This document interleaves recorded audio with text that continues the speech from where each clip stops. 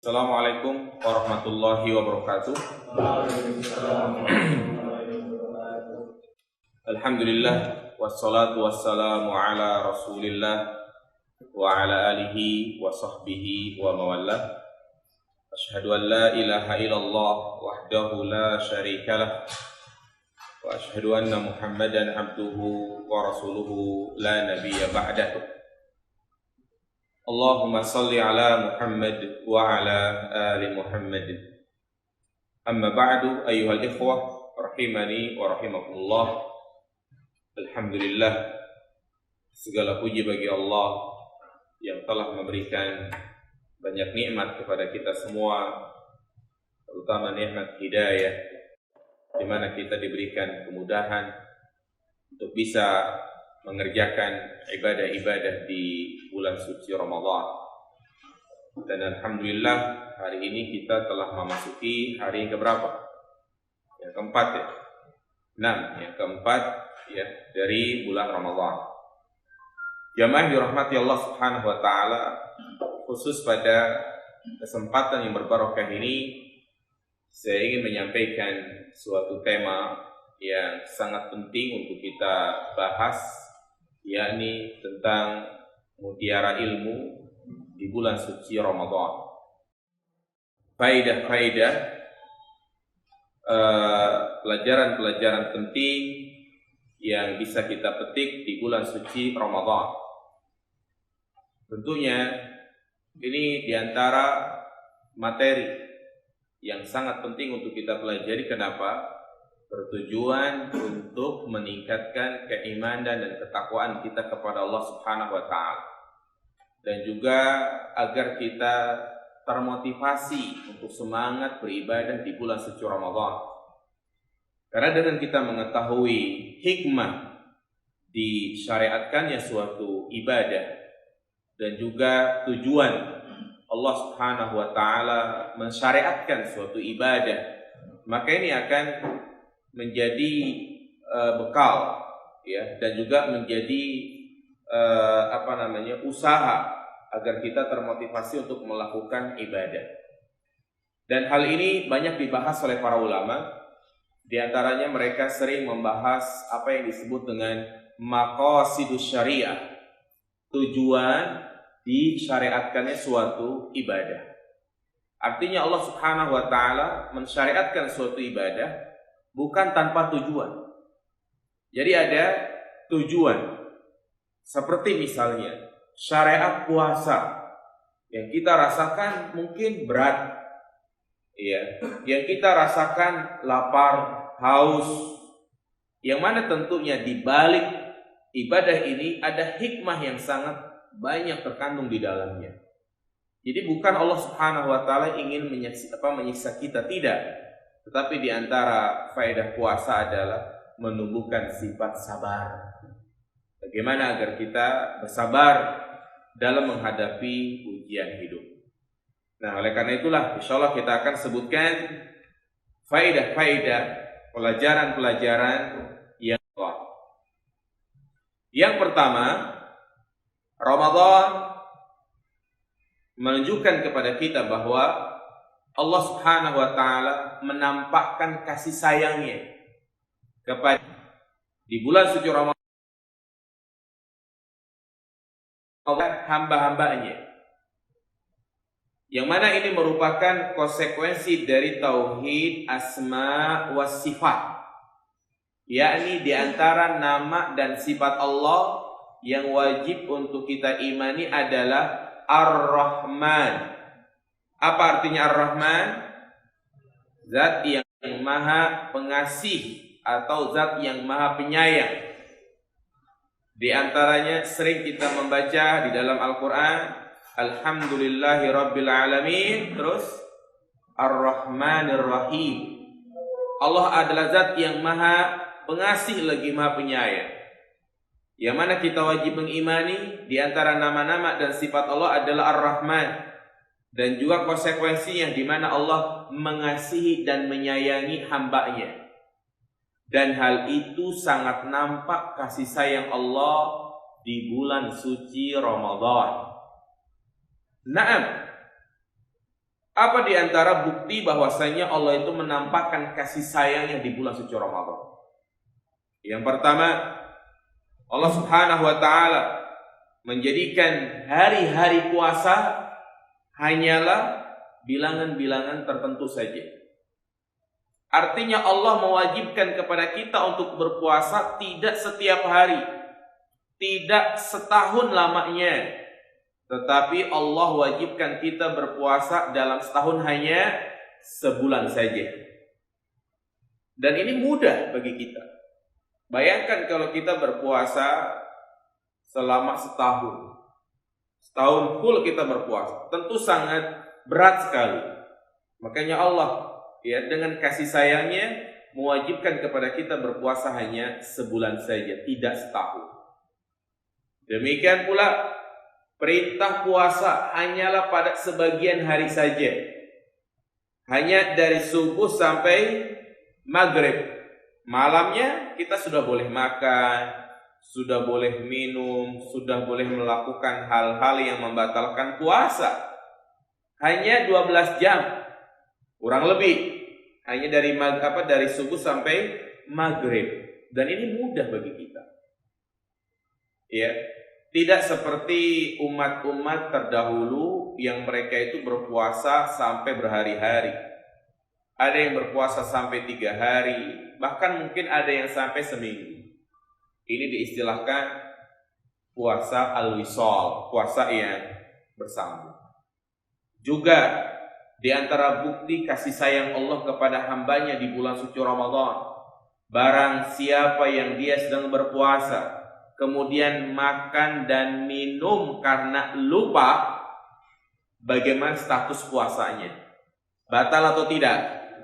Tidak, tetap dianggap sah. Dia wajib membayar kafarat atau tidak? Tidak juga. Subhanallah. Ini kasih sayang Allah. Ya, beda kadang sifat manusia. Ketika dia mendapati mungkin karyawannya atau siapa saja melakukan suatu pelanggaran, sengaja tidak sengaja dia harus menggantinya. Beda dengan Allah Subhanahu wa taala. Apa kata Nabi sallallahu alaihi wasallam? Man nasiya wa huwa shaimun fa akala aw syariba falyutimma saumahu fa innama at'amahu Allah wa saqah. Barang siapa yang lupa, ya, padahal dia sedang berpuasa, kemudian dia makan dan minum, apa kata Nabi? Falyutimma saumahu, hendaknya dia menyempurnakan puasanya. Baik puasa wajib ataupun puasa sunnah. Karena ketika dia makan, saat itulah Allah Subhanahu wa taala sedang memberikan makan kepadanya dan memberikan minum kepadanya. Jadi ya, orang yang berpuasa dia makan dan minum karena lupa, puasanya itu tetap sah. Walaupun dia makannya sangat banyak, 3 piring misalnya, tambah es teh hangat misalnya, ya, maka puasanya tetap dianggap sah, tidak batal. Wajib qada atau tidak? Tidak wajib. Subhanallah, inilah kasih sayang Allah kepada hambanya. Jadi pahami jemaah? Demikian pula awal-awal syariat puasa.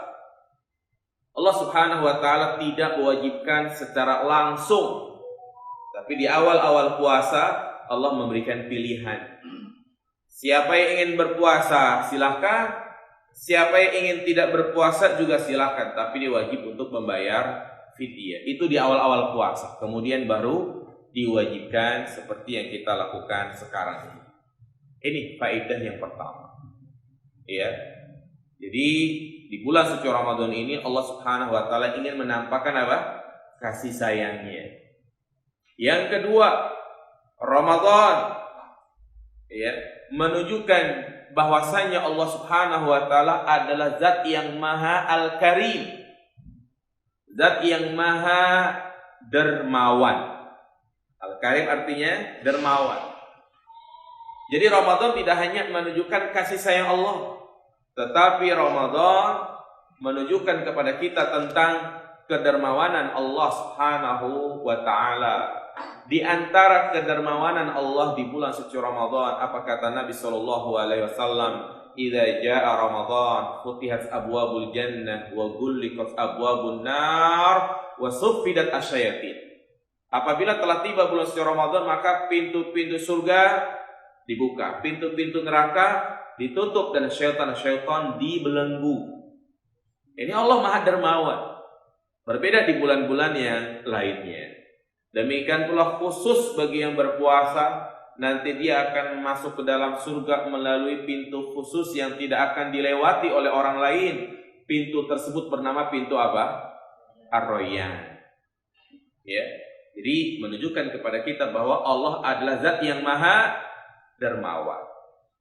Makanya pelajaran yang ketiga, jika memang bulan Ramadan menunjukkan kedermawanan Allah Subhanahu wa taala, maka bulan Ramadan adalah ajang latihan untuk menjadi jiwa yang dermawan.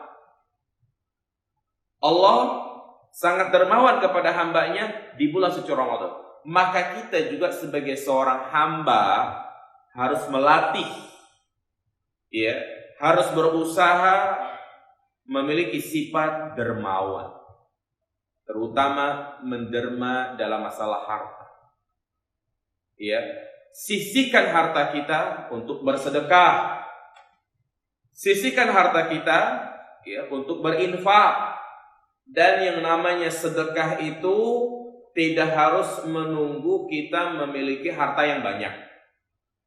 Kadang orang itu sedekah hanya ketika dia dalam keadaan lapang.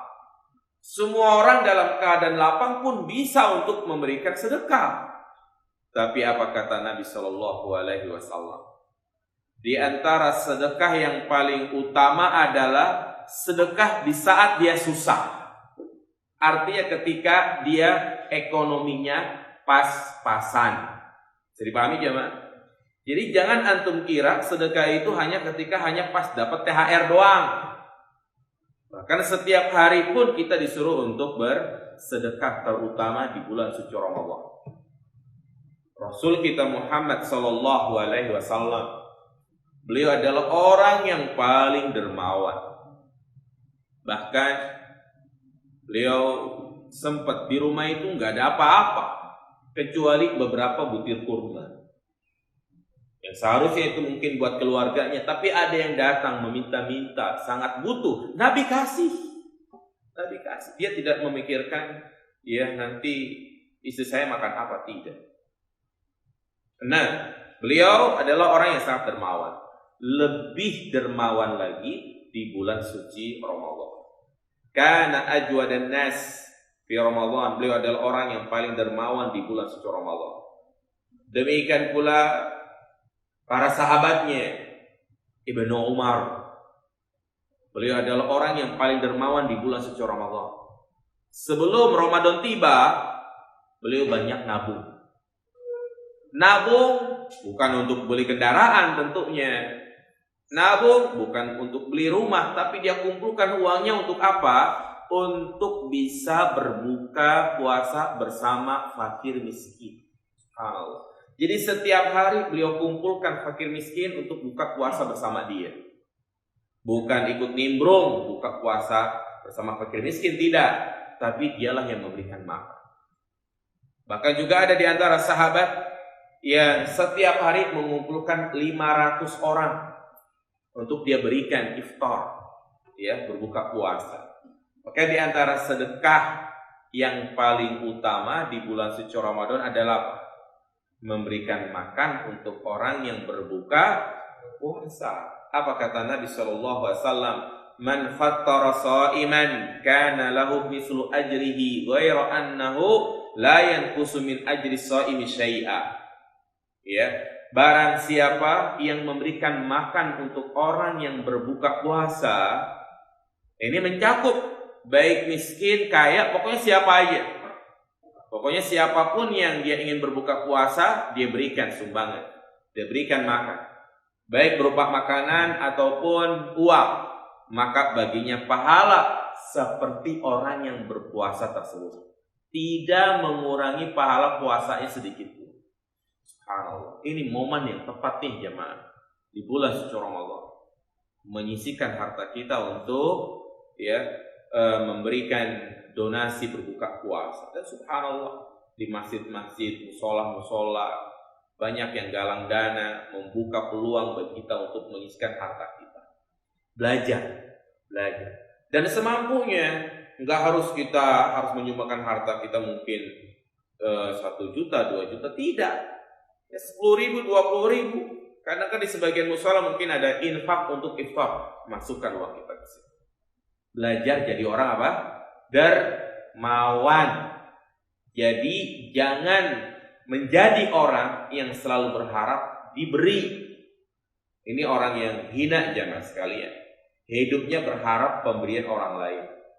Tetapi dia berusaha bagaimana agar dia itu bisa memberikan manfaat kepada orang lain. Ya, ini termasuk manusia yang terbaik. Apa kata Nabi SAW? Khairun nas anfa'ahum linnas. Sebaik-baik manusia adalah orang yang paling bermanfaat kepada orang lain. Subhanallah. Kemudian faedah yang keberapa? Faedah yang keempat ya. Atau terserah deh, catat aja. Nah, faedah berikutnya kita akan bahas secara khusus tentang faedah ayatus siyam. Ayat puasa. Kalau disebut ayat puasa, maka kita semua tahu ayat puasa yang dimaksud adalah surat Al-Baqarah ayat berapa?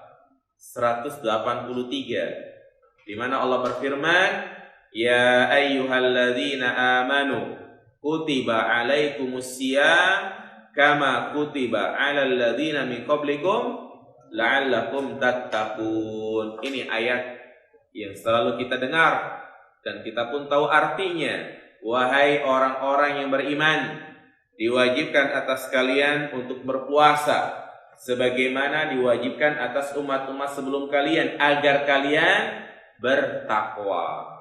Ayat yang sudah tidak asing lagi. Ayat yang sering dibacakan di mimbar-mimbar khutbah atau mungkin kultum setiap malam, penceramah selalu mungkin membahas ayat ini. Namun tentunya kita bahas lebih luas lagi. Kita sebutkan faedah-faedah dari ayat ini. Di antara faedah yang bisa kita petik dari ayat ini menunjukkan kepada kita bahwasanya puasa itu merupakan konsekuensi keimanan. Karena kalau kita perhatikan, Allah awali panggilannya dengan seruan, wahai orang-orang yang beriman, diwajibkan atas kalian untuk berpuasa. Menunjukkan bahwasanya puasa itu merupakan konsekuensi iman. Artinya kalau kita ngaku muslim, ngaku orang yang beriman, maka dia harus berpuasa. Jika dia muslim, mukmin, tidak berpuasa, maka keimanannya perlu dipertanyakan. Karena yang namanya iman itu bukan hanya sekedar pengakuan, ane muslim, bukan hanya itu. Iman itu bukan hanya apa yang tertulis pada identitas kita, agama Islam, bukan hanya itu. Tetapi iman itu ucapan dengan lisan, keyakinan dalam hati, dan pengamalan dengan anggota badan. Yakni di antara konsekuensi iman adalah kita berpuasa. Pada puasa jamaah sekalian, ada yang nggak puasa? Ya, berarti kalau dia nggak puasa, keimanannya perlu dipertanyakan dan camkan jamaah. Tapi sebagaimana tadi kita sebutkan, kewajiban puasa itu terus menerus sampai sebulan. Siapa saja yang dia meninggalkan puasa dengan sengaja atau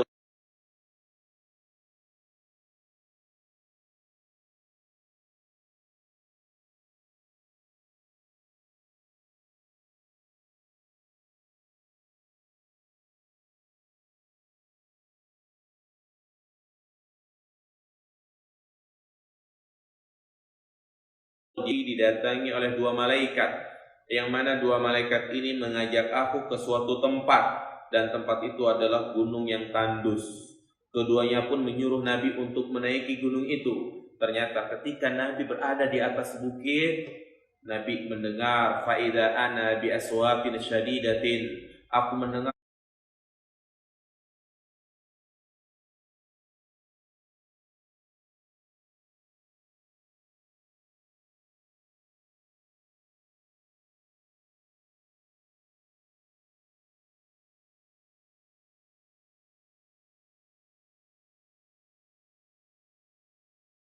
suara histeris, jeritan-jeritan, dan Nabi bertanya, "Ma hadhil aswat?" Suara apa ini? Dijawab, "Hadza awiyu ahlin nar." Itu adalah suara penghuni neraka. Kemudian Nabi pun dibawa ke suatu tempat, fa idza ana biqaumin mu'allikina bi araqibihim musyaqqatan asdaquhum tasilu asdaquhum damma. Nabi diperlihatkan suatu kaum yang mereka sedang digantung, kepala mereka ada di bawah, kaki mereka ada di atas, dan mulut mereka robek, mengeluarkan darah yang begitu banyak, seakan-akan baru saja dipukul dengan benda yang keras. Nabi bertanya, "Man haula?" Siapakah mereka? Dijawab, "Haula illadzina yuftiruna qabla an tahillati shaumihim." Mereka itulah yang berbuka di siang hari bulan suci Ramadan. Ya. Jadi harus sabar jamaah sekalian, ya, menyelesaikan ibadah puasa sampai sebulan. Tidak boleh dia berbuka kecuali jika memang ada alasan yang dibenarkan. Ada uzur yang syar'i, seperti misalnya dia safar, boleh. Antum misalnya mudik nih, capek, lelah, buka puasa boleh atau tidak? Boleh. Ya, boleh, tapi dia wajib untuk mengkodoknya. Bahkan kalau sampai dengan puasanya itu bikin dia oleng, lagi nyetir, dia selalu pindah jalur, maka wajib baginya untuk berbuka. Kalau dia tetap berpuasa, maka dosa bagi dia. Kenapa? Karena sama saja dia mencelakakan dirinya. Nah, jadi katakan safar itu jika telah menempuh perjalanan 80 kilo. Misalnya dia pulang kampung ke Bandung. Kalau pulang kampung ke Cikupa mah ya, bukan dikatakan safar gitu kan. Mau pulang kampung mana? Ya, jadi safar itu jika telah menempuh berapa jemaah? 85 kilo. Ya, artinya dari tempat dia tinggal ke tempat tujuannya itu jaraknya 85 kilo, bukan muter-muter Tangerang 85 kilo. Itu memang Grab ya. Baik, ya boleh dia berbuka. Nah, demikian pula orang yang sedang sakit, mahnya kambuh, asam lambungnya kambuh, boleh berbuka. Wanita yang sedang menyusui atau hamil boleh berbuka. Ya, atau juga wanita yang haid, nifas, maka uzur bagi dia untuk tidak berpuasa. Atau kakek nenek yang sudah tua ya kakek nenek pasti sudah tua ya, yang sudah tidak mampu untuk berpuasa, maka boleh baginya untuk tidak berpuasa. Selain itu, pemuda-pemuda seperti antum, gak boleh dia sengaja untuk tidak berpuasa. Jelas? Nah, ya inilah ancaman dari Nabi Shallallahu Alaihi Wasallam. Dan mungkin ancaman ini hanya sekedar cerita, dongeng. Ingat, ya memang itulah tugas seorang dai menyampaikan. Nah nanti, ya kalau dia mengingkari apa yang tadi saya sampaikan, omong kosong. Nanti dia sendiri akan merasakan gimana pedihnya azab neraka.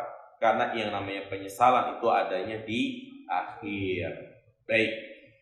Di antara faedah yang bisa kita petik dari ayat Syam, menunjukkan kepada kita bahwasanya perintah puasa itu bukan hanya ditujukan kepada umatnya Nabi Muhammad saja, tapi puasa juga disyariatkan kepada umat-umat terdahulu. Ya, hanya saja cara puasanya yang berbeda. Kalau kita akan puasa dari subuh sampai maghrib, kalau mereka itu nggak ada istilah sahur, nggak ada istilah berbuka, terus gimana? Mereka kalau puasa ya sudah niat puasa, saat itu dia nggak makan sampai 3 hari seminggu mereka nggak makan. Nah, adapun makan sahur ini kekhususan ya puasanya Nabi kita Muhammad Shallallahu Alaihi Wasallam. Makanya kalian kalau puasa jangan sampai kagak sahur. Ya walaupun kondisi perut masih kenyang, gak enak makan, mungkin ngelihat masakan istri atau ngelihat masakan ibu, gak nafsu makan, sayur bayam doang ya kan. Ya tetap sahur walaupun minum seteguk air, walaupun seruput kopi, yang penting apa? Sahur, jangan sampai tidak sahur. Ya, karena Rasulullah mengatakan faslu ma baina siyamina wa siyamahum aqlatus sahur. Pembeda puasa kita dan puasa mereka adalah dengan makan sahur. Dan di akhir ayat Allah katakan la'allakum tattaqun, agar kalian bertakwa. Ini menunjukkan kepada kita tentang tujuan puasa. Tujuan puasa adalah agar kita menjadi orang yang bertakwa. Makanya camkan jamaah sekalian, puasa itu bukan hanya sekedar menahan lapar dan haus. Menahan lapar dan haus itu hanya 10%. 90%-nya apa? Menahan anggota tubuh kita dari melakukan kemaksiatan. Pantas kalau Nabi mengatakan rubba shaimin laisa lahu min siyamihi illal ju'i wal atas. Betapa banyak orang yang berpuasa tapi dia tidak mendapatkan apa-apa, yang dia dapatkan hanya lapar dan haus saja. Nabi mengatakan betapa banyak, berarti banyak yang puasa itu enggak diterima. Puasanya itu hanya capek doang. Yang bagaimana? Itulah mereka yang berpuasa tapi maksiat jalan terus. Apa kata Nabi SAW? Apa kata sahabat Jabir? Idza sumta falyasum sam'uka wa basaruka wa lisanuka 'anil kadhibi wal maharim. Apabila engkau berpuasa, maka hendaknya pendengaranmu, penglihatanmu, lisanmu juga harus ikut berpuasa. Jadi percuma kalau dia puasa tapi matanya jelalatan. Dari pagi sampai sore kerjanya nonton TV terus. Yang dilihat sinetron terus. Percuma dia puasa tapi ketika dia buka HP internet, yang dia cari adalah gambar-gambar wanita yang mengumbar auratnya. Ya, wanita-wanita yang memakai pakaian seksi dia liatin, dia pelototin. Percuma puasa. Kalau sampai dia download, dia simpan, setiap malam dia lihat lagi, naudzubillah jemaah. Percuma puasanya. Percuma dia puasa tapi lisannya bohong. Percuma dia puasa tapi manipulasi data. Disuruh belanja harga 100.000, ya, dia minta dilebihkan 120.000. Nah, ini sia-sia puasanya, berbohong dia. Puasa tapi nggak sholat, ya, dari pagi sampai sore tidur. Nggak sholat subuh, nggak sholat zuhur asar, karena kan mungkin sahurnya awal jam 3 udah sahur, dia tidur, bangun-bangun jam 8, jam 9 pagi. Nah ini puasa model apa kayak begini itu? Ya, jadi puasa itu harus menjadikan kita menjadi pribadi yang bertakwa, la'allakum tattaqun, agar kalian menjadi orang yang bertakwa. Percuma puasa tapi pacaran. Ya, percuma puasa sambil nunggu maghrib telepon pacarnya, gimana kamu say? Ya. Naik motoran, ngabuburit, pegangan tangan, ya. Puasa kayak begitu. Ya, nggak boleh gitu jamaah sekalian.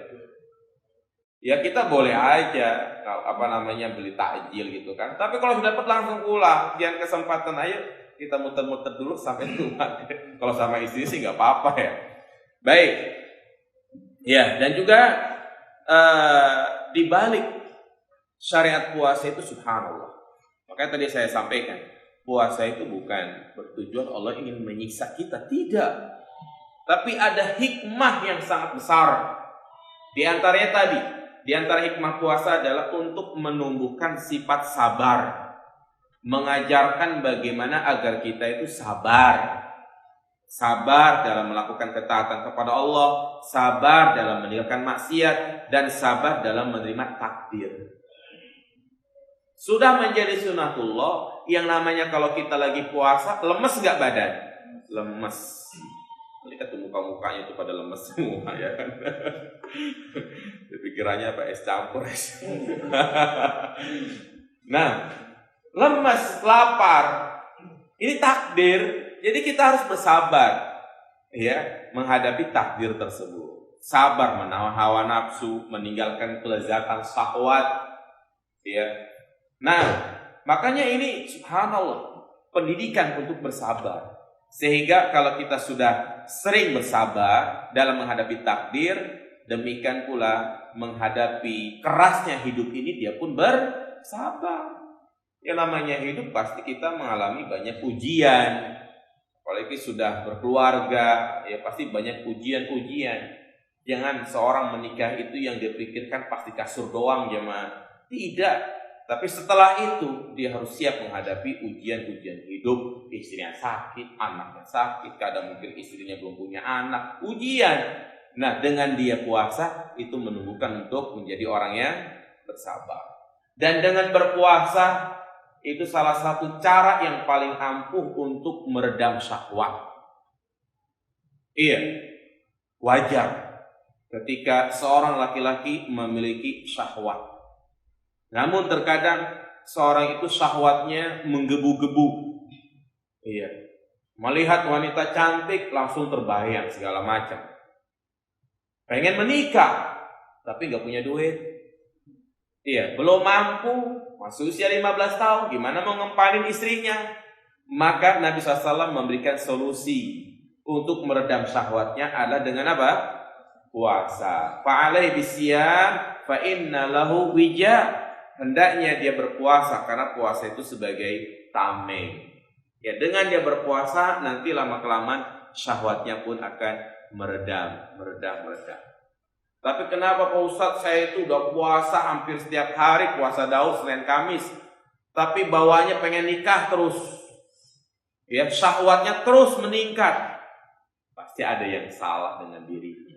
Jangan salahin puasanya. Barangkali mungkin matanya masih jelalatan.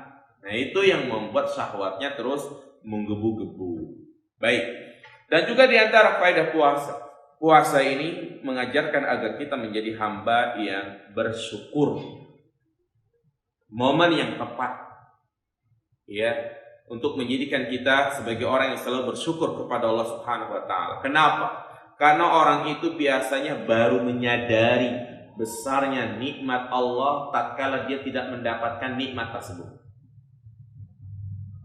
Orang itu baru menyadari besarnya nikmat sehat tatkala dia apa? Sakit. Kita jenguk orang yang sedang sakit, kita tanya, emang pengen apa, Pak? Saya mau sembuh dari sakit. Iya, tanya orang yang buta matanya, pasti dia pengen apa? Bisa melihat. Tanya kepada orang yang tuli, pasti dia pengen bisa mendengar. Seperti itu. Nah, demikian pula puasa ini mengajarkan agar kita bersyukur dengan yang namanya nikmat makan, nikmat kenyang. Orang kalau setiap hari makan, dia tidak begitu merasa besarnya nikmat makanan. Tapi kalau lagi kondisi lapar, Masya Allah yang terbayang indahnya makanan, ya kan? Nah, di situ dia baru merasa betapa besarnya nikmat Allah Subhanahu wa taala. Dan juga puasa itu kata para ulama menumbuhkan sifat solidaritas sesama manusia. Artinya, bayangkan kalau kita seperti orang-orang yang mereka itu nggak dapat makanan, ya, kondisinya seperti sekarang, lapar, perih, sehingga kita tumbuh dalam hati ini sifat untuk berbagi. Dan juga puasa ini mengingatkan kepada kita tentang pedihnya azab Allah Subhanahu wa taala. Kenapa? Karena di antara azab yang paling pedih yang akan dialami oleh penduduk neraka adalah rasa lapar yang sangat. Apa kata Allah Subhanahu wa taala? Wa iyastaghisu yughasu bima'in kalmuhl yashwiluju bi'sa syarabu wa sa'at murtafaqa. Tatkala penduduk neraka kehausan membutuhkan air, mereka diberi minum dengan air yang mendidih seperti besi yang dilelehkan. Ingat seperti apa? Besi yang dilelehkan. Bukan menghilangkan dahaga, tapi justru merusak wajah mereka dan merusak tubuh mereka. Itulah ya azab yang akan menimpa penduduk neraka, yaitu rasa lapar yang sangat. Makanya dengan kita mengalami rasa lapar seperti ini mengingatkan kepada kita tentang pedihnya azab neraka. Bukan hanya itu, mereka juga diazab secara fisikis. Ketika mereka sedang lapar, mereka pun diperlihatkan bagaimana kondisi neraka, kondisi penduduk surga. Mereka lagi minum madu, lagi minum es. Bayangin, ini kan fisikis luar biasa, membuat dia sakit. Ya sama seperti misalnya kita lagi puasa, lagi haus, lagi lapar, lihat es campur, lihat es teh, gimana rasanya? Pengen minum ya nggak boleh ya kan? Nah ini azab secara kesusahan secara tersendiri. Baik, jamaah dirahmati Allah Subhanahu wa taala. Kemudian di antara faedah yang bisa kita petik di bulan suci Ramadan. Ramadan adalah bulan di mana manusia memiliki keterikatan dengan Al-Qur'an. Makanya Ramadan adalah bulan diturunkannya Al-Qur'an.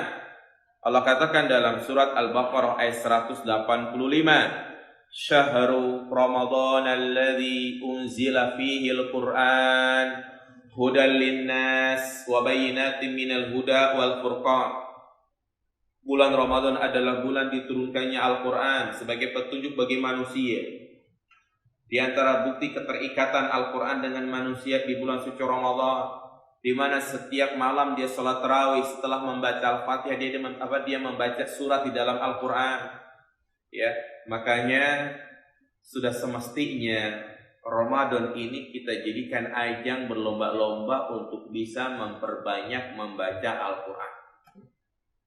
Kalau bisa kita punya target jemaah untuk bisa menghatamkan Al-Qur'an. Rugi, aib kalau dia mendapati bulan suci Ramadan tapi tidak sampai menghatamkan Al-Qur'an. Rugi jemaah. Kenapa rugi? Karena asal pahala membaca Al-Quran, 1 huruf dibalas dengan berapa kebaikan? 10 kebaikan. 3 huruf berarti 30 kebaikan. Ini kalau kita baca di bulan-bulan yang lain. Tentunya kalau kita baca di bulan suci Ramadan, subhanallah, lebih banyak lagi pahalanya. Makanya sebagian ulama salaf, mereka kalau sudah memasuki bulan suci Ramadan, mereka tutup majelis ilmunya. Mereka fokus untuk membaca Al-Quran. Aib kalau kita nggak sampai menghatamkan Al-Quran. Minimalnya berapa kali? 1 kali hatam.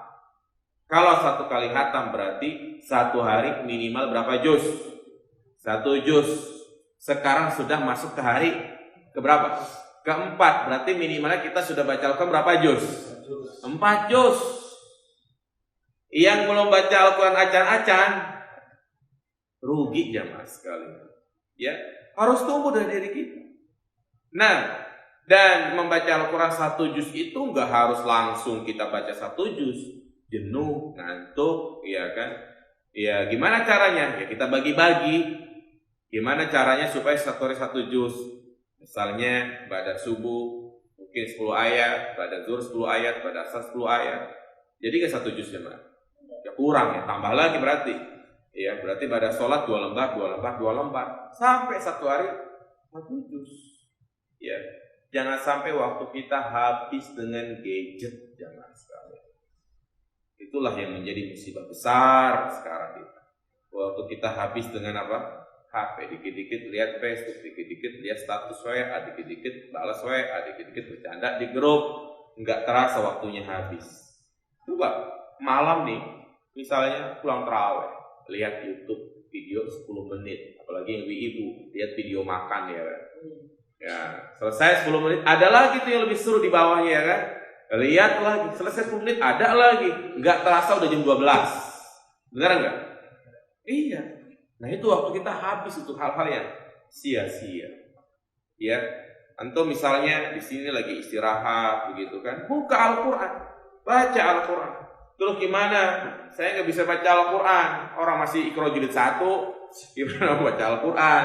Subhanallah sekarang banyak ya aplikasi murotal Al-Quran, antum download MP3 atau video YouTube. Ya, dengerin sambil buka Al-Quran, ikutin pelan-pelan, begitu caranya.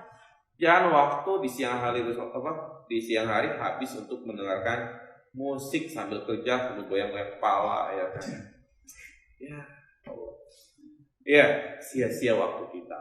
Ini nasihat buat saya pribadi juga untuk semuanya, ya, agar kita lebih cinta terhadap Al-Quran. Baik, ya. Kemudian juga jamaah dirahmati Allah Subhanahu wa taala, di antara faedah yang bisa kita petik di bulan suci Ramadan, ya. Kalau kita mencermati tentang ibadah-ibadah di bulan suci Ramadan, menunjukkan kepada kita tentang tingginya amalan wajib daripada amalan yang sunnah.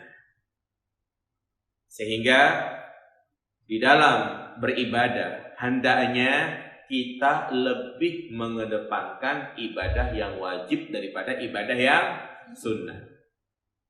Artinya kalau kita diberikan suatu pilihan mana yang lebih kita dahulukan, maka hendaklah kita mendahulukan ibadah yang wajib. Lebih bagus lagi yang wajib dia kerjakan, yang sunnah juga dia kerjakan. Iya. Artinya jangan sampai dia lebih mengutamakan yang sunnah, yang wajib dia tinggalkan.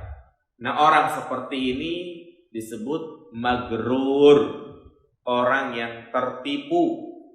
Apa kata para ulama? Man ishtaghala bin nafli anil fardhi fahuwa magrur. Barang siapa yang meninggalkan ibadah yang wajib karena dia sibuk dengan yang sunnah, maka dia adalah orang yang tertipu. Banyak kaum muslimin di zaman sekarang ini mereka hanya fokus dengan ibadah-ibadah yang hukumnya sunnah. Sholat tarawih kita lihat sekarang penuh nggak tuh masjid? Penuh. Malam pertama, malam kedua. Giliran sholat zuhur asar berjamaah penuh nggak? Ringkes. Cuman 2-3 shaf. Ini kan keliru. Yang jamaah wajib, yang sunnah tarawih itu dia dahulukan. Iya, sahur hukumnya tadi saya sebutkan apa? Sunnah. Habis sahur dia tidur, bablas sholat subuh kesiangan.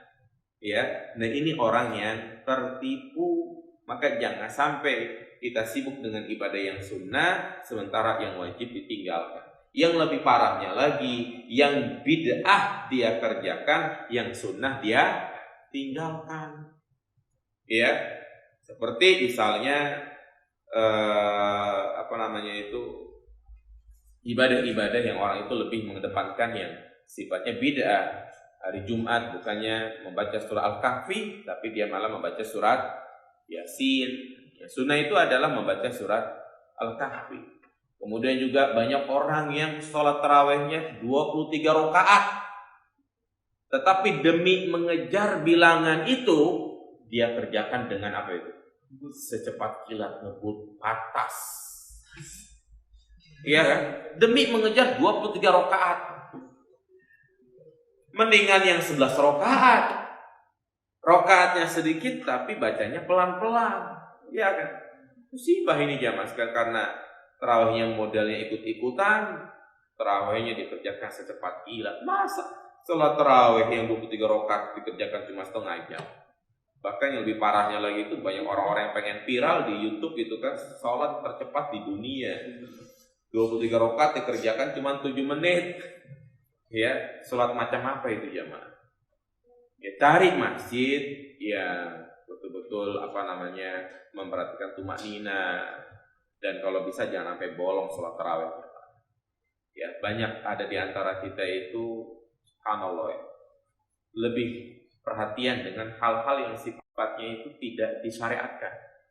Contoh, bukber sekarang.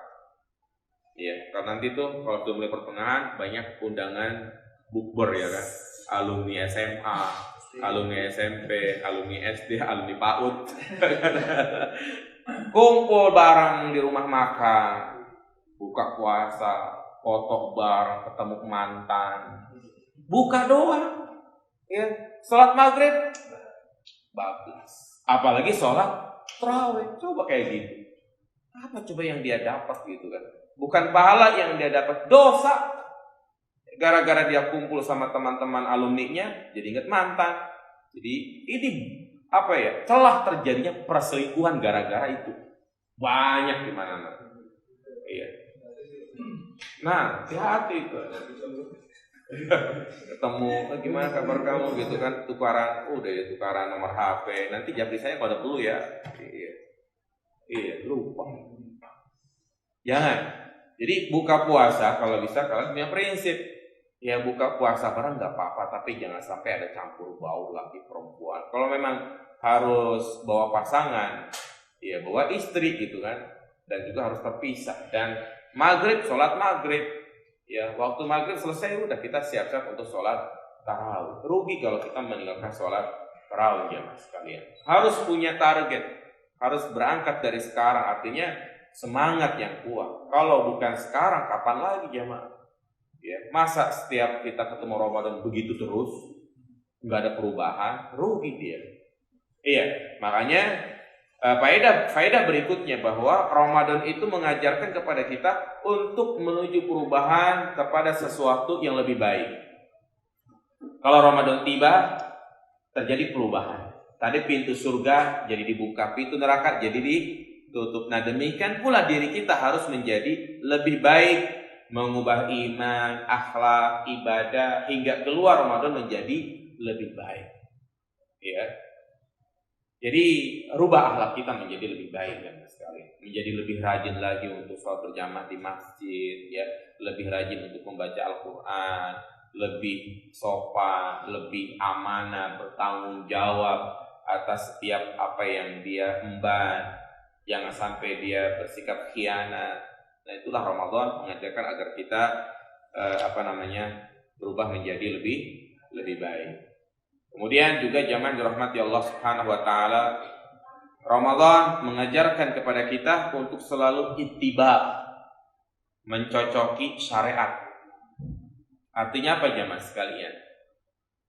Di dalam mengerjakan ibadah puasa, kita baru boleh berbuka ketika matahari sudah terbenam. Sekarang kita boleh makan nggak? Nggak boleh. Menunjukkan bahwa yang namanya ibadah itu harus sesuai dengan syariat. Ya, tidak boleh ditambah dan juga tidak boleh dikurangi. Nah, kita tidak boleh makan pas sahur, yaitu ketika mendengar apa? Mendengar azan subuh. Kalau sudah mendengar azan subuh, udah nggak boleh makan lagi. Iya. Demikian pula Ramadan. Kalau misalnya ini adalah Ramadan hari terakhir, besok Lebaran, boleh nggak? Biasa kita tetap puasa. Nggak boleh. Berarti kan mengajarkan agar kita betul-betul mencocoki syariat. Nah, sehingga kalau memang kita diajarkan untuk mencocoki syariat semua dalam hal ibadah, nggak boleh kita merubah, nggak boleh kita menambah-nambahin, nggak boleh kita ngurangin. Justru ibadah yang paling sempurna adalah dengan mengikuti apa yang diajarkan oleh Nabi Shallallahu Alaihi Wasallam. Contoh misalnya dalam masalah penetapan imsak. Ya, banyak orang kalau sudah mendengar imsak katanya nggak boleh makan, nggak boleh minum, ya nggak? Ini keliru. Ya, kalau kita mendengar orang-orang pada gegoroan imsak, masih boleh makan, ya, masih boleh minum. Justru itu adalah waktu yang tepat untuk makan sahur. Nabi makan sahurnya itu berapa lama? Dengan waktu azan subuh. Seukuran membaca Al-Quran 50 ayat. Orang baca Al-Quran 50 ayat berapa menit ya, Mbak? Paling 20 menit, setengah jam. Ya, yang udah lancar ya, bukan yang masih ikro ya. Nah, ya setengah jam. Berarti sekarang kalau subuh jam 4.40, berarti kita sahurnya jam berapa? Jam 4. Itu yang sunnah. Jangan jam 2 udah sahur. Jam 3 udah sahur. Iya. Kalau antum sahur jam segitu jam 2, menyelisih sunnah. Dan juga orang yang sahur jam segitu berarti kan dia sudah makan duluan. Kalau udah makan kenyang, berarti dia telah berpuasa sebelum waktunya. Iya kan? Jam 2 udah makan. Iya, jam 3 porsi masih kenyang. Ya, subuh pun masih kenyang ya kan. Nah, giliran jam 10, jam 11 perut udah apa itu? Udah keroncongan, laparnya lebih cepat. Ya. Dan biasanya juga kalau orang sudah kenyang, ngantuk, tidur bablas. Jadi jangan biasain sahur jam 3. Dan itu memang nyata ya. Kalau kita sahur jam setengah 4 aja udah makan, coba ngapain? Ya kan? Habis makan kenyang, rebahan dulu sebentar, nanti bangunin ya. Bablas yang ada susah. Nah, makanya supaya tidak kita tidur lagi, sahurnya itu diakhirkan. Diakhirkan di sini bukan subuh sahur, tidak.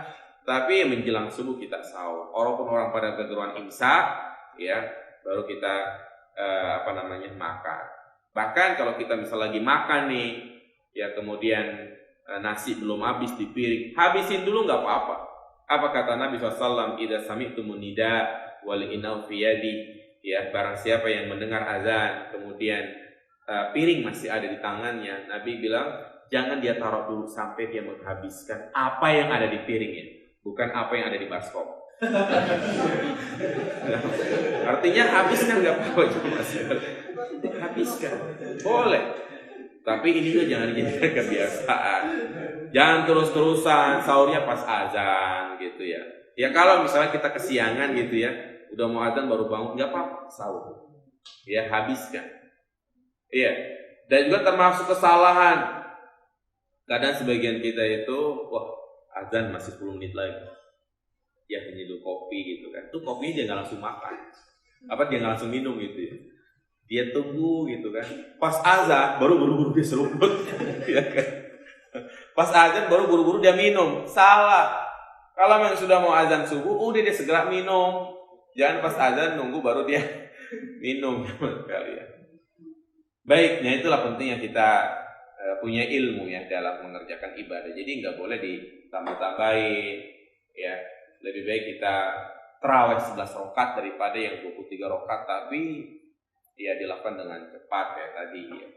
Karena ya parameter diterima suatu amal ibadah adalah harus betul-betul sesuai dan mencocoki syariat. Baik jamaah sekalian, sudah 1 jam kita jelaskan.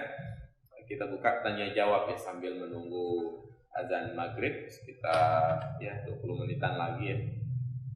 Silakan yang mau bertanya.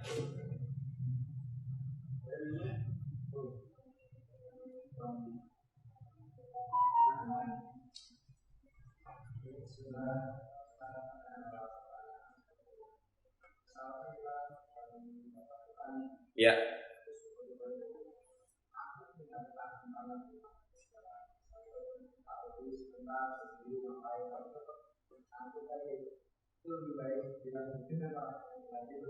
Tidur lah.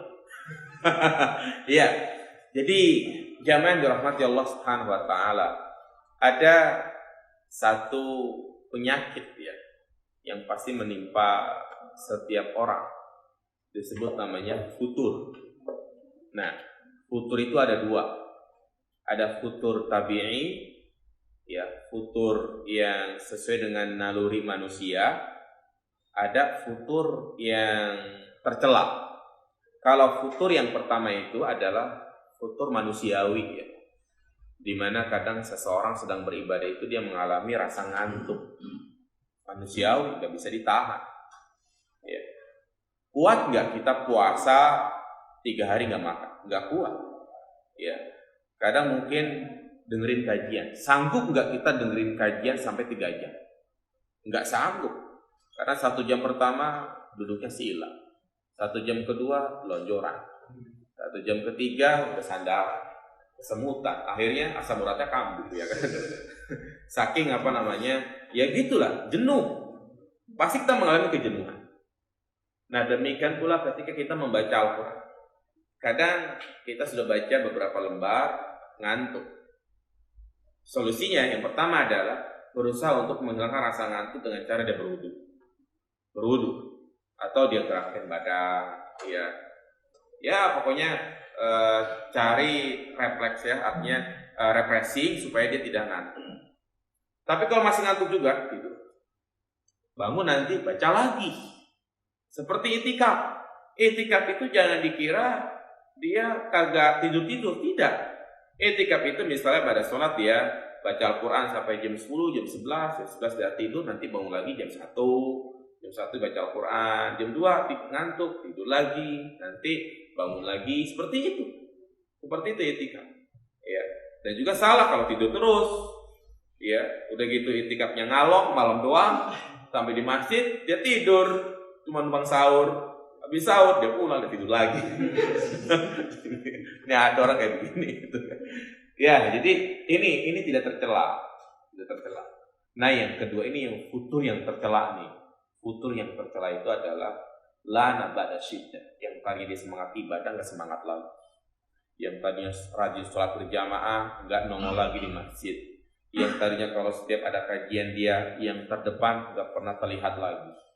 Yang tadinya mungkin Masya Allah nyunah banget gitu kan, jenggotnya dia panjangkan, tahun 2 tahun dilihat profil Facebooknya udah kelimis. Ya, nah itu namanya futur yang tercela, yakni di mana dia meninggalkan hal-hal yang diwajibkan oleh Allah Subhanahu wa Ta'ala. Jelas? Ya. Nah, dari pertanyaan, apakah benar gerakan wudu itu ada sunnah dan wajibnya? Jika iya, baiknya pada saat bukan bulan puasa ini, baiknya gunakan keduanya atau wajibnya saja, atau bagaimana Pak Ustaz? Gerakan wudu maksudnya apa? Iya. Jamaah yang dirahmati Allah Subhanahu wa Ta'ala, pada dasarnya cara berwudu ketika tidak sedang berpuasa dan ketika sedang berpuasa tidak ada perbedaan. Ya, tidak ada perbedaan. Artinya semuanya harus dibasuh. Di antaranya adalah muka. Kemudian berkumur-kumur. Berkumur-kumur ketika berpuasa saat dia berwudu, boleh atau tidak? Boleh. Yang penting jangan ditelan. Ya, kita berkumur-kumur tidak mengapa. Iya. Demikian pula memasukkan air ke dalam hidung boleh, tapi tidak bersungguh-sungguh. Karena Nabi mengatakan wabalik fil istinsak illa an takuna sha'ima. Bersungguh-sungguhlah dalam masukkan air ke dalam hidung kecuali kalau kamu sedang berpuasa. Jadi jangan di sedot ya. Nah, jadi tetap ketika berpuasa ya boleh kita berkumur-kumur. Dan juga menunjukkan kepada kita bahwa air yang tersisa bekas berkumur-kumur itu yang sedikit. Itu kan kalau ngeluarin semuanya kan pasti nggak semuanya kan. Masa kita meludah terus gitu kan. Ya makanya menunjukkan nggak apa-apa. Bahkan menunjukkan juga kepada kita ludah itu ketika berpuasa boleh ditelan. Karena yang namanya mulut itu kan selalu produksi air ludah, air liur ya. Ya kalau kita dikit-dikit meludah, mati kita. Kehabisan cairan ya kan. Makanya salah orang kadang ketika berpuasa ludah dia kumpulin sampai ngumpul di mulutnya buang ya kan. Ya, keliru ini. Keliru. Kecuali kalau reak kali ya, maka itu harus dibuang. Nah, demikian pula misalnya berkait dengan berkumur-kumur, ada orang sakit asma, biasanya itu diapain? Disemprot yang mulutnya ya. Nah, itu juga diperbolehkan karena itu air ataupun uap yang sangat sedikit masih diperbolehkan. Iya. Jadi intinya sama tata caranya, tidak ada perbedaan. Itu mungkin yang saya pahami dari pertanyaan ini. Silakan. Ada lagi? Iya. Kalau misalnya kita pasti diimsak, tapi kerjanya seminggu, kita dengan sengaja dengan dia kayak kerjanya pasti diikat. Kerjanya pasti kan? Gimana? Kerjanya pasti diikat tuh boleh laptop gitu. Kalau itu boleh nggak? Nggak boleh. Iya. Jadi iktikaf, tujuan iktikaf adalah kita tafarruq ya. Artinya kita betul-betul fokus beribadah kepada Allah Subhanahu wa Ta'ala. Makanya Nabi SAW kalau sudah memasuki 10 hari terakhir, maka beliau, Masya Allah ya, beliau mengencangkan sarungnya untuk fokus ya beribadah kepada Allah Subhanahu wa Ta'ala. Demikian pula banyak para ulama salaf, mereka kadang bekerja lebih giat sebelum 10 hari terakhir atau mungkin sebelum Ramadan. Nah, kalau sudah memasuki Ramadan, mereka tinggalkan pekerjaan. Demikian pula kita. Kalau memang kita mampu cuti 10 hari terakhir, silahkan cuti. Cuti untuk apa? Iktikaf, bukan cuti untuk mudik ya. Cuti untuk iktikaf. Ada nggak untuk izin seperti ini jemaah? Itu pertama. Kalau memang nggak bisa, berarti sudah tadi iktikaf apa? Ngalor. Siang dia kerja, malam dia iktikaf. Ya, dia fokus iktikaf itu ya baca Al-Quran, ngaji gitu kan. Nah, jadi jangan sampai dia membawa pekerjaan pas iktikaf. Ya, hal-hal yang sifatnya duniawi, apalagi itu untuk meraup keuntungan duniawi, itu nggak bisa kita lakukan di masjid. Ya, jangankan dia ngurusin pekerjaannya, ya dia melayani orang yang ingin membeli saja nggak boleh. Jual beli di masjid itu nggak boleh. Nabi SAW mengatakan, ya apabila engkau melihat ada orang yang melakukan jual beli di masjid, maka katakanlah, la abrahallahu tijarata. Ya Allah, jangan engkau berikan keuntungan pada perniagaannya. Jadi menunjukkan nggak boleh. Hatta antum pesan pulsa di masjid, misalnya pulsa mau habis, mas isin pulsa ya. Atau mungkin pas lagi iktikaf pesan nasi bungkus 10 bungkus, nggak boleh. Terus gimana caranya? Keluar dulu dari masjid baru telepon. Apalagi dia bawa laptop malam-malam sambil iktikaf, sambil dia ngitung ini sekian, untungnya sekian, ya kan? Nggak boleh. Ya, jadi ya udah siang kerja, malam dia untuk iktikaf. Jelas? Nah, silakan mau tanya lagi. Kalau di kita kan dari dulu kayaknya pusat itu menjadi Kebiasaan kita untuk berhenti makan dan minum. Iya. Itu sudah bertahun-tahun di televisi dan dimanapun masuk mereka sholat tarawih dari ada solusi itu bilang ya kita kalau makan satu dan Gimana? Nggak boleh makan? Arah. Gitu ya?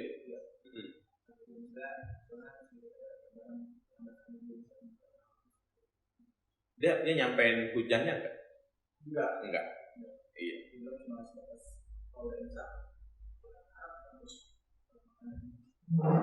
Baik. Iya. Ya itulah. Sesuatu kalau sudah menjadi suatu kebiasaan memang sulit untuk dirubah ya. Al-Hafidz Ibnu Hajar dia menyebutkan dalam kitab Fathul Bari bahwa adanya imsak itu termasuk perkara bid'ah dalam agama. Jadi memang imsak itu sudah ada sejak lama ya. Bahkan di negeri kita ya bahkan kalender ada imsakiyah ya kan. Jadi bahkan ditambahin untuk subuh imsak, subuh, tulu, suruh, zuhur, asar, maghrib, isya gitu ya. Nah, jadi tentu ini suatu kebiasaan, ya kebiasaan yang sudah masuk ke ranah ibadah. Kalau kebiasaan sudah masuk ke ranah ibadah, ini nggak bisa. Karena ibadah itu patokannya bukan tradisi, tapi itu adalah syariat, dalil. Dan tidak ada satupun dalil. Ya makanya tadi kita sebutkan sampai Nabi mengatakan habiskan yang ada di piring ya kan. Kemudian juga Nabi sahurnya itu 30 menit ya kan. Nah, menunjukkan kepada kita bahwa imsak itu enggak ada dalam Islam. Di zaman Nabi enggak ada, di zaman sahabat tidak ada. Cuma di negeri kita itu sudah mengakar kali ya. Sudah dari nenek moyang seperti itu. Makanya enggak benar kalau waktu kita enggak boleh makan, enggak boleh minum itu imsak. Ini tidak benar, salah kaprah. Ya, berarti dia telah menentukan sesuatu bukan pada tempatnya. Nah, dan yang kedua jemaah sekalian, banyak memang di negeri kita, masyarakat kita, tradisi karena itu sudah menjamur, akhirnya menjadi sesuatu yang nggak boleh ditinggalkan. Banyak. Itulah karena kita pertama jauh dari zaman kenabian. Yang kedua, banyak mungkin kiai-kiai, ustadz-ustadz di kita itu yang nuntut ilmunya hanya di dalam negeri gitu ya, atau hanya kepada ustadz-ustadznya aja turun temurun, kurang pikir lah istilahnya, enggak mondok ke Saudi mungkin, enggak mondok ke Yaman, makanya dia enggak dapat ilmu baru. Ya seperti misalnya keselamatan kematian, itu menjadi suatu hal yang apa itu? Suatu hal yang harus itu kan. Kalau di masyarakat kita orang mati ini enggak ditahlilin, enggak pakai tahlilan, kira-kira dianggap apa itu? Sesat. Dibilang Muhammadiyah lah, dibilang ini segala macam. Nah inilah tradisi yang sudah mengakar hingga menjadi suatu syariat. Nah bukan berarti kita rela, bukan berarti kita pasrah, bukan kita mengikuti tradisi tersebut, tapi berusaha untuk merubah dan meluruskan. Bahkan Bahkan yang lebih parahnya lagi, banyak orang yang mendukung kebid'ahannya itu dia cari-cari dalil. Ya. Jadi intinya tetap imsak itu bukan bagian dari sunnah Nabi. Dan kalaupun kita mendengar imsak, ya cukup itu sebagai peringatan bahwa sebentar lagi mau masuk waktu subuh. Iya. Ada yang lain? Silakan.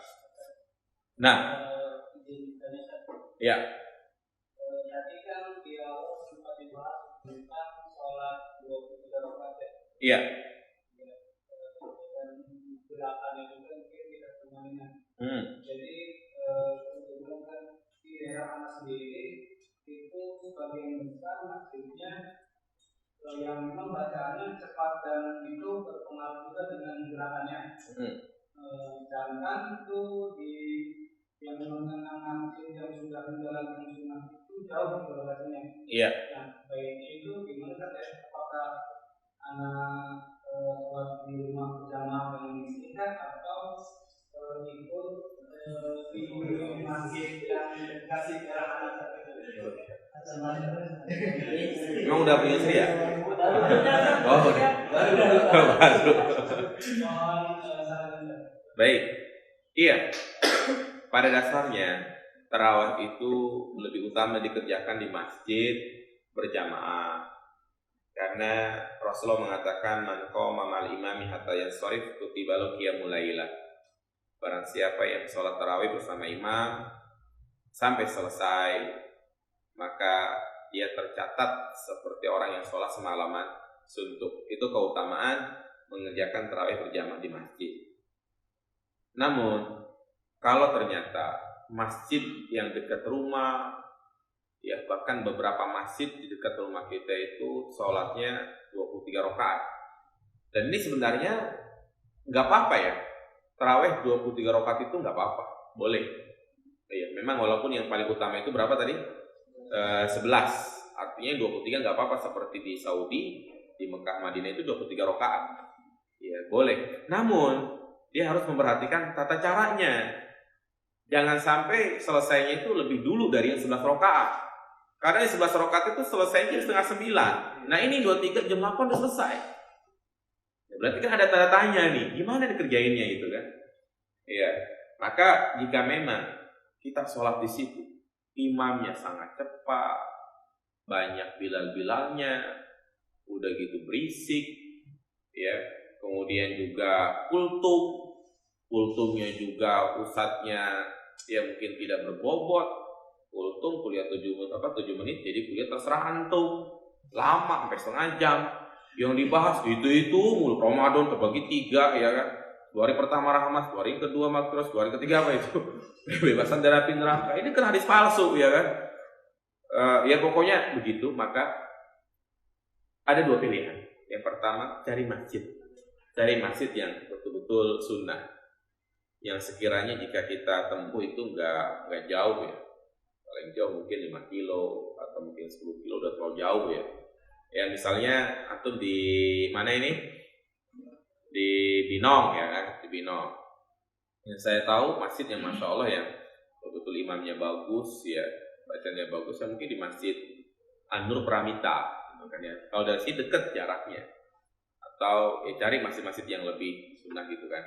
Nah kalau misalnya lebih jauh lagi di Cikokol misalnya, Bonanas itu kan jauh, gak memungkinkan kan ke sana. Maka sholat di rumah bersama keluarga itu lebih baik. Ya, jadi sholat di rumah bersama keluarga itu lebih baik bersama istri. Tapi kalau baru 2 rakaat sudah godaannya mau keranjang terus, ya, maka ya lebih baik dicari masjid gitu. Ya nggak apa-apa dia sholat di rumah bersama keluarganya, boleh. Nah, iya. Iya, gimana? Sebenarnya untuk mengganti puasa di bulan Ramadan ini untuk diimami boleh tidak menggantinya dengan dia atau harus menggantinya kembali dengan puasa setelah lagi. Baik, memang terjadi perbedaan di kalangan para ulama ya tentang wanita yang sedang hamil dan menyusui. banyak perincian-perincian yang para ulama menyebutkan. Ada yang bilang kodok saja, ada yang mengatakan kodok dan fidyah, ada yang mengatakan apa? Fidyah saja. Saya pribadi lebih condong kepada pendapat yang ketiga, yakni orang yang sedang hamil atau menyusui, dia hanya bayar fidyah saja.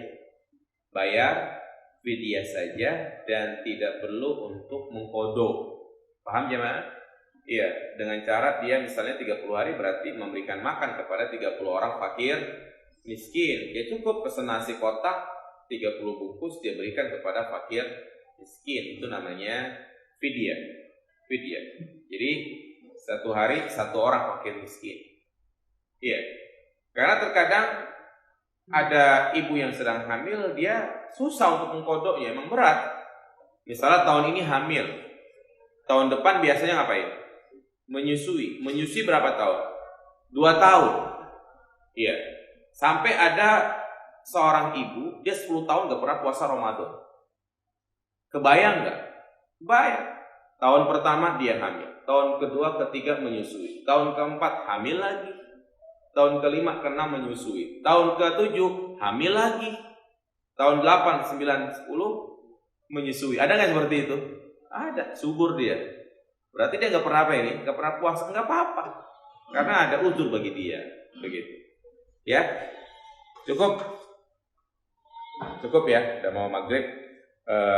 Demikian, semoga kajian ini bermanfaat dan kita semua diberikan keistiqomahan untuk bisa menyelesaikan ibadah ya sampai akhir Ramadan ya, dan ibadah-ibadah kita diterima di sisi Allah Subhanahu wa taala. Demikian, subhanakallahumma bihamdika asyhadu an la ilaha illa anta astaghfiruka wa atubu ilaik. Assalamualaikum warahmatullahi wabarakatuh.